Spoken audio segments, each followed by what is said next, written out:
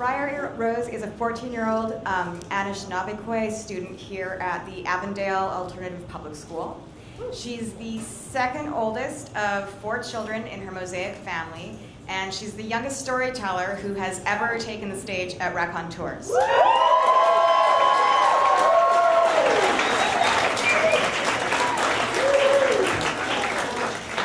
Briar Rose's mom writes that she's a force to be reckoned with in the Aboriginal women's movement.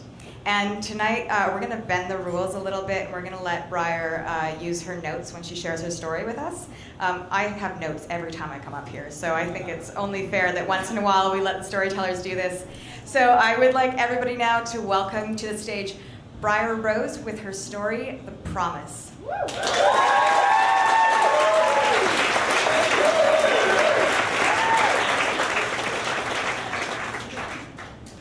Annie, Buju. My English name is Briar Rose Perrier, but my native name is Nigigons. I am a proud Ojibwe, and I've been an activist for children whose voices are left unheard. I speak on behalf of all homeless children because of my past. When I was a baby, I was homeless, and I lived with my mom, who had at the time currently left prostitution. My mom was adopted into a non-native family and experienced sexual abuse from a family friend.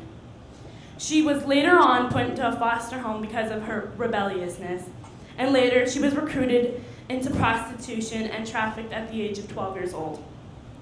To help you imagine that, I'm 14. My mom was 2 years younger than I was when everything started. When a child at that young of an age was put into something she had no control over, it wasn't her choice. She was never able to be a kid. She couldn't play outside in the front yard or talk about crushes with her best friends. She had no choice but to grow up, and grow up fast. By the age of 16, my mom had her first child named Tanner. When he was about 9 months old, he was diagnosed with leukemia. My mom, by the age of 17 years old, started to use very heavy drugs due to her trauma and having to go through everything with my brother. My brother fought for 5 years, but he couldn't hold on any longer. Before he passed away, he made my mom a pinky promise that she would be good and get off of the streets. After the loss of my brother, she was ready to just end it. The pain, the hurt, the memories, everything. But then my mom found out she was pregnant with a little girl. She said she was her savior, and that little girl was me.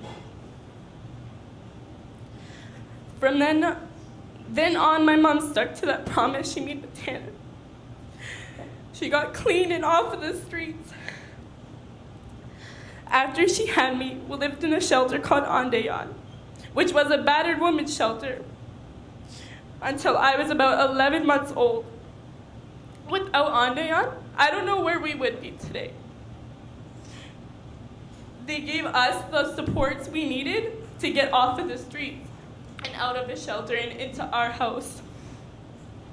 When I was around 7 years old, my mom started to tell our story, and then I caught on, and I started asking, why? What happened? When I found out I was homeless, I didn't really comprehend why I was homeless. But she asked me, still, what do you think? And I said, Mommy, why don't we help them? Why don't we give back? I soon became a child advocate with Help with Women, an organization that helps women and children to rebuild their lives. I started to share my story and raise money by making bracelets and selling them.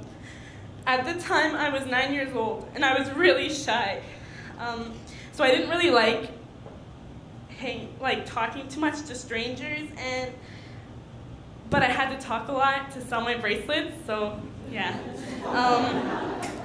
Throughout the time, it was one of the hardest years I'd ever spent in school. I was in grade 4, and I remember a parent telling her child right in front of me, "You can't be that girl's friend. She was homeless and her mom was a prostitute." But to this day, I'm still really close friends with the ones that stuck behind me and held my hand through everything. I raised $2,500 and became the youngest major donor of the YWCA Elm Center. For